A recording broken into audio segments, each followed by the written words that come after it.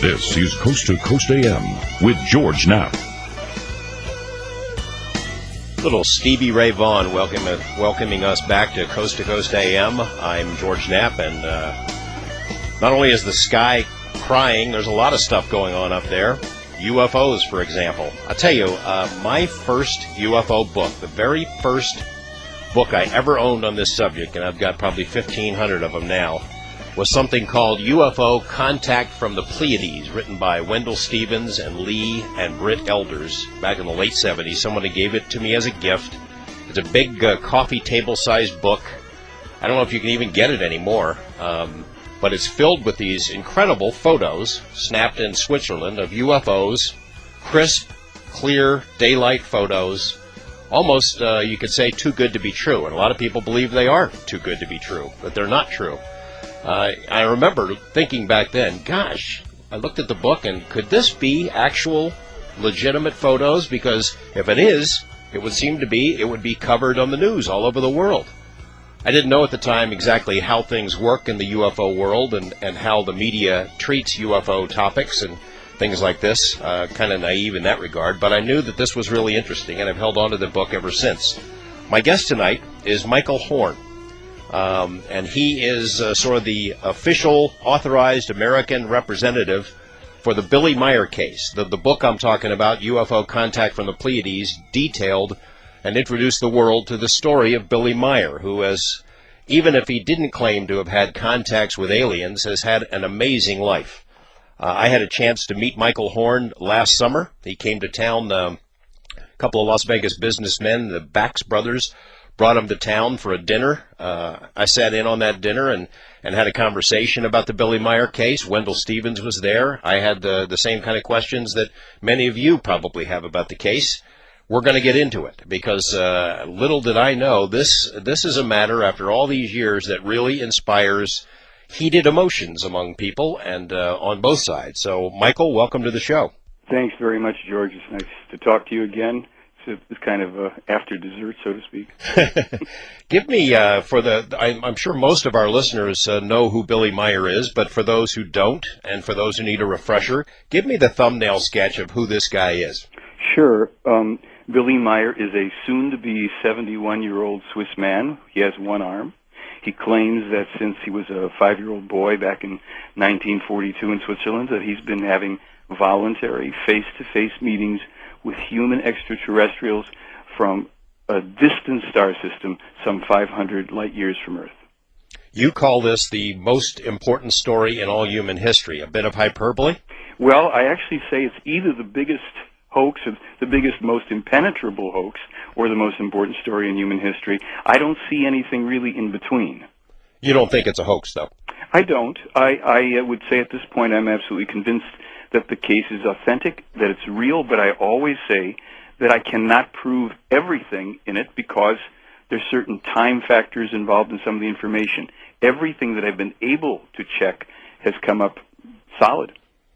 You know, I didn't realize after all these years that people are still so intensely interested in this thing, but all week I've been getting emails from people who've had encounters with you and have had, and they tell me various stories, they have various objections, and you're familiar with those, and we'll go through them one at a time. Sure. But can you explain to me in general why you think that it is still such a heated topic among those who follow such issues?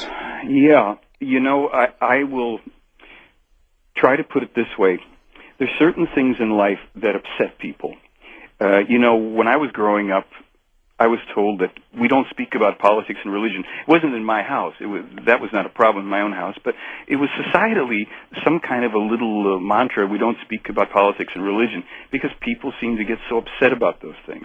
I think with the Meier case, because it presents some very uncomfortably real information and even to skeptics, there's something here that bothers them deeply because it hits a note inside that causes us to confront all of our belief systems, our religious beliefs, our sense of who we are, where we are in the universe, what life and universe and God and all the rest of this is, and it does it in a way that is very different than any other source of material that I personally have ever come across.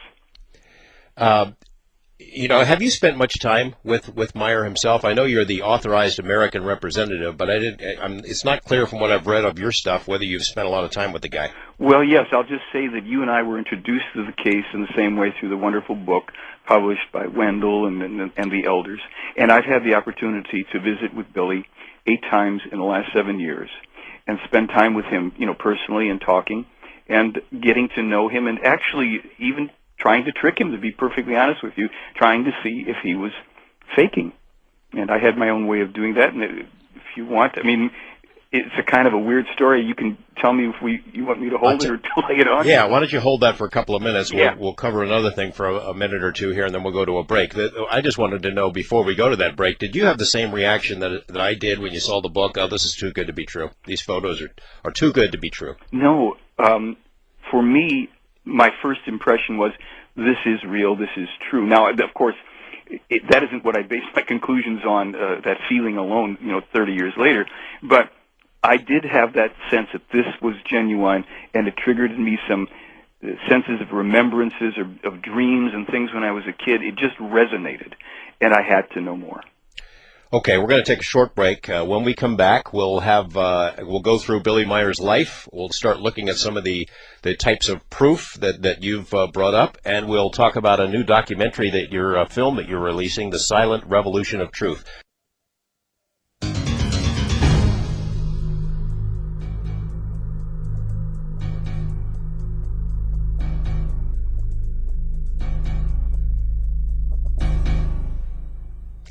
Welcome back to Coast AM. I'm George Knapp. My guest tonight, Michael Horn. He's just put out a new film, a documentary called The Silent Revolution of Truth. And I guess we're sort of the debut for it. We're talking about it. We can't show it on the air, of course, on the radio waves, but I watched it today, and it's Michael, it's a beautiful film. Thank you. It is. It's whether or not you believe it or don't believe the Billy Meier story, it's a great film. And I'll tell you what I like the best is you have an extra added attraction where you have the skeptic on, and you go through the arguments one at a time. We'll be doing the same sort of a thing a little bit later, but it's good that you address some of the most pointed criticism of the case. Well, if I can say one thing about that section, this is just to be perfectly blunt about it. We held back a little in the responses with the skeptic because, to be, a little nakedly honest here, had we not, I don't think he would have approved the release of his presentation. He was the only person who insisted on a presentation rather than an interview, which was fine because, the skeptics need the opportunity and to make their best case against it, not just simply say it's too good to be true, it's too bad to be true, it can't be, but here's our reasons for it. And as I say, we had to hold back on a couple items that otherwise would have closed his presentation off pretty quickly. Well, what happens with this film? What do you do with it? We have, started to distribute it straight through the website, theyfly.com website, and make it available to people worldwide. I'm glad to say I've already seen people from 15 or 16 countries order the film, including Malta and Vietnam, and to me, it's a particular joy because getting the story out into the world is, of course, my own personal little, project.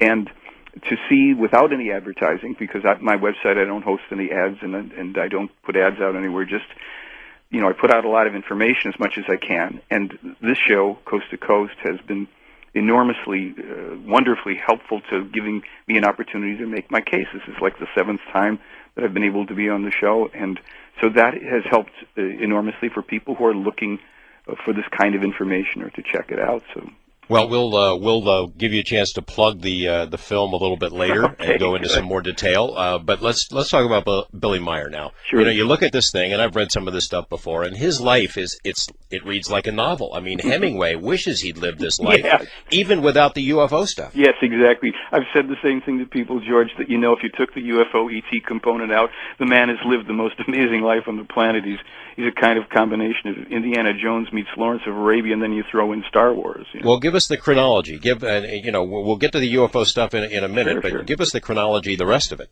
Well, as we show in the film, and we let Meier tell